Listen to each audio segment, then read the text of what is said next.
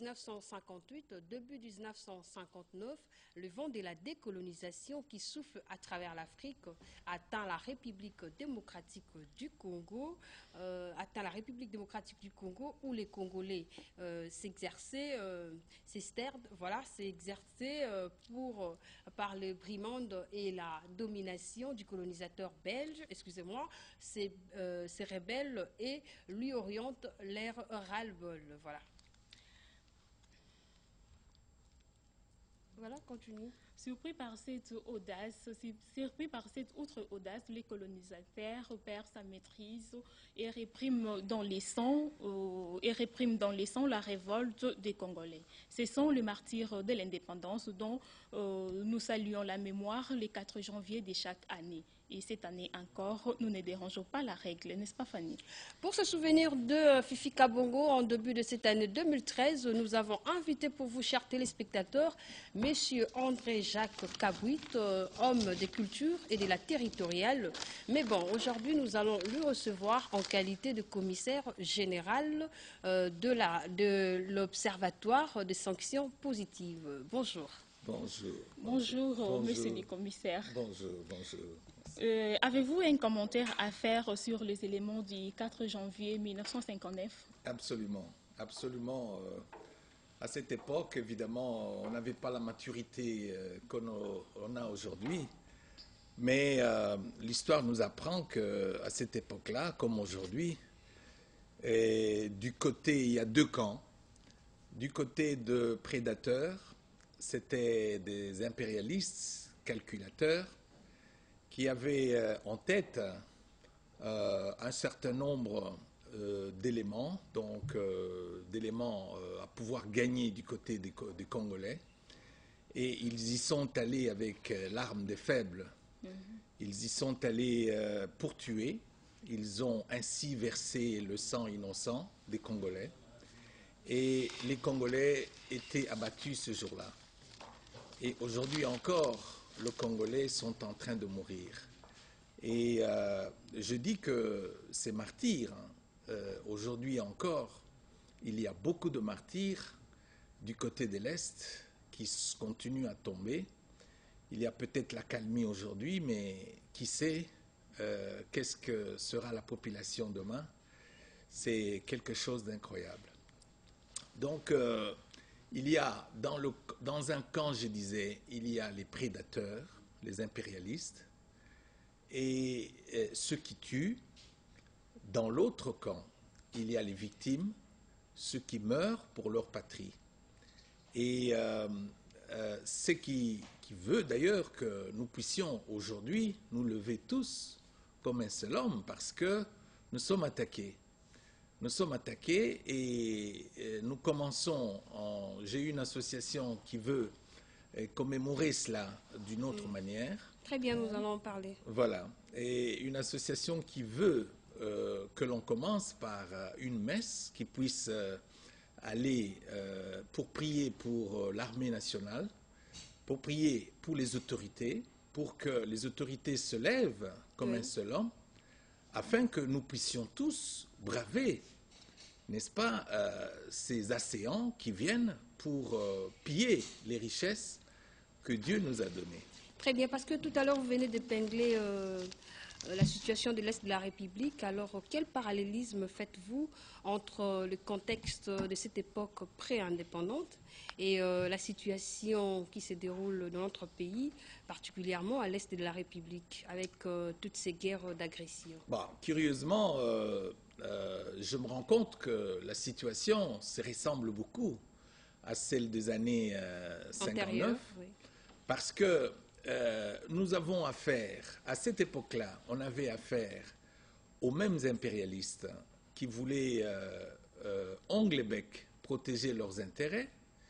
Et pour ça, ils ont pensé que les gens qui étaient en train de manifester, c'était des gêneurs. C'était des gens qui gênaient leurs intérêts et ils les ont froidement abattus. Aujourd'hui encore, que de femmes, que d'enfants, que des gens ne sont-ils pas sortis de leur maison? Ne sont-ils pas violés? Ne sont-ils pas et en souffrance, ne sont-ils pas à l'hôpital? Cette situation, c'est une situation ras-le-bol.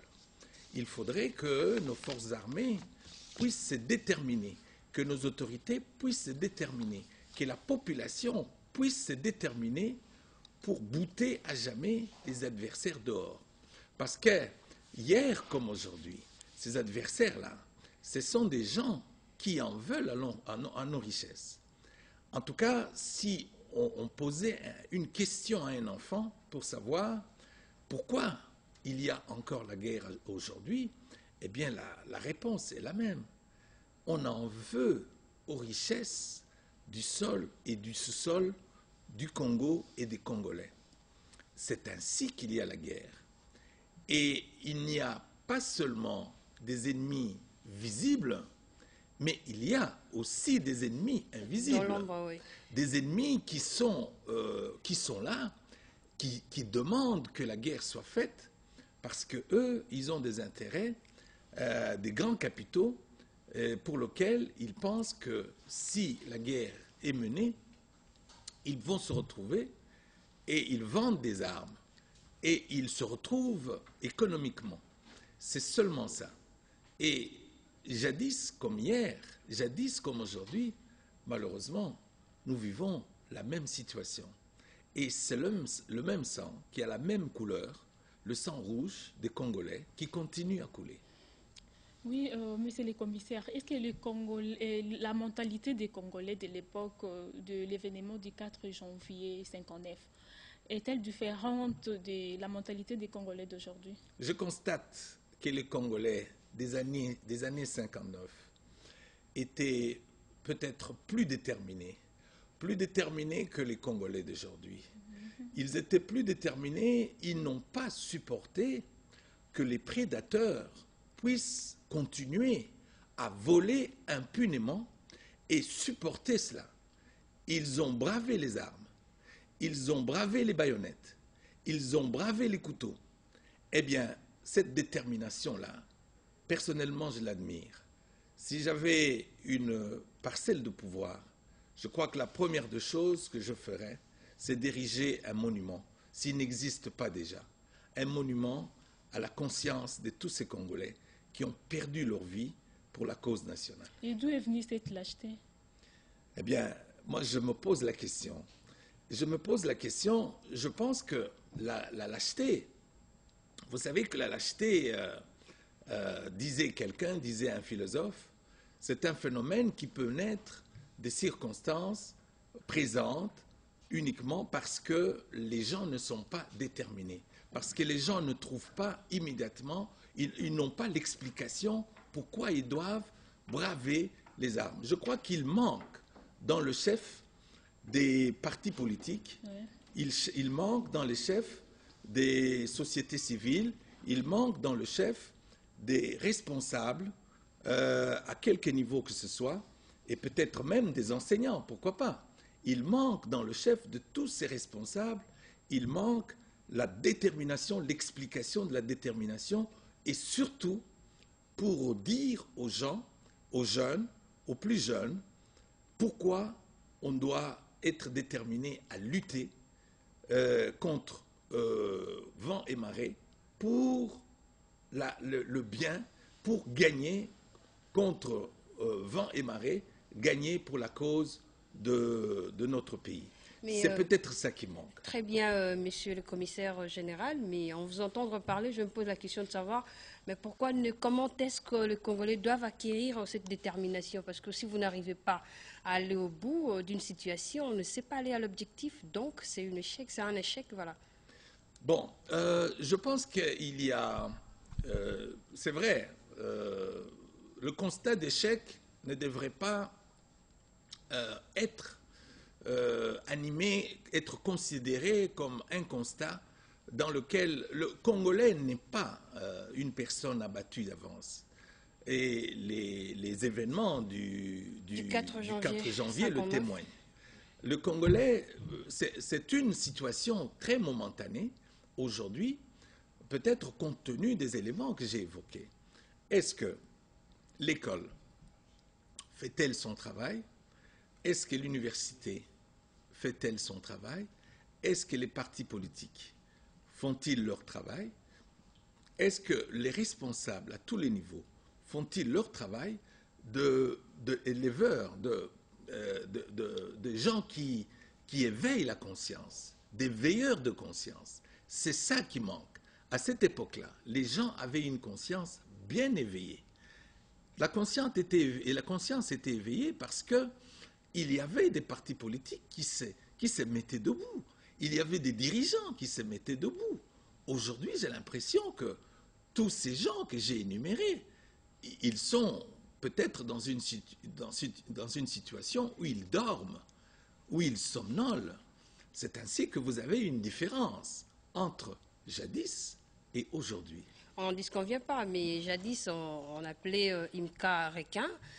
C'était pour le meeting du président Joseph Kasavubu. Mais en réalité, comment est-ce que les Congolais doivent appréhender ces moments-ci? Parce que l'autre fois, lors de 1960, il y a eu un table ronde qui a réuni plusieurs présidents, n'est-ce pas, pour essayer un peu de mettre la paix. Qu'est-ce qu'on doit faire actuellement alors?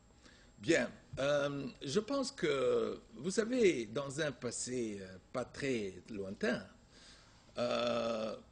nous avons créé ici à Kinshasa, nous avons créé des clubs culturels. Des clubs culturels qui avaient comme point focal de pouvoir mobiliser les jeunes, apparemment pour les activités culturelles. Mais en fait, en réalité, c'était les activités qui préparaient ces jeunes à beaucoup d'égards, à beaucoup de maturité, puisqu'on ne parlait pas que des activités culturelles, on parlait aussi des activités patriotiques. Donc, je pense que ces activités patriotiques, une fois fignolées, une fois découvertes par les jeunes, non seulement à l'école, mais aussi dans des cercles, dans des clubs, etc. Je crois que ces activités peuvent servir d'éveil des consciences qui peut être une sorte de chasse-peur pour les jeunes. Oui. La peur aujourd'hui, les jeunes ont une sorte de peur bleue pour pouvoir affronter quelqu'un. Nous savions à notre époque comment, quand il y a deux personnes qui tiennent un couteau, un poignard, comment s'interposer entre deux personnes qui veulent s'entretuer, même si les deux tenaient un poignard. Nous savions cela. Nous apprenions des méthodes. Et tout cela, aujourd'hui, c'est inconnu. Je crois que la plupart des gens, quand vous voyez deux sœurs qui ont toutes les deux tenu un poignard, la première réaction qui vous vient à l'esprit, c'est de prendre le large. C'est peut-être ça qui peut vous arriver. C'est pas parce qu'il a gobé en lui de propos désagréables et... Bon, il y a peut-être cela, mais il y a aussi le fait qu'il n'y a pas une préparation psychologique. Mais comment chasser cela? Parce oui, mais qu'il s'agit de la psychologie. Il y a l'apprentissage. Il y a l'apprentissage. Il y a l'école toute seule ne suffit pas. Encore faut-il que, à l'époque, par exemple, il y avait les mouvements scouts. Mais après les mouvements scouts, nous avons créé des associations, des clubs culturels des jeunes. C'était des moments forts pendant lesquels les jeunes apprenaient, par exemple, à sauver les gens qui étaient en danger.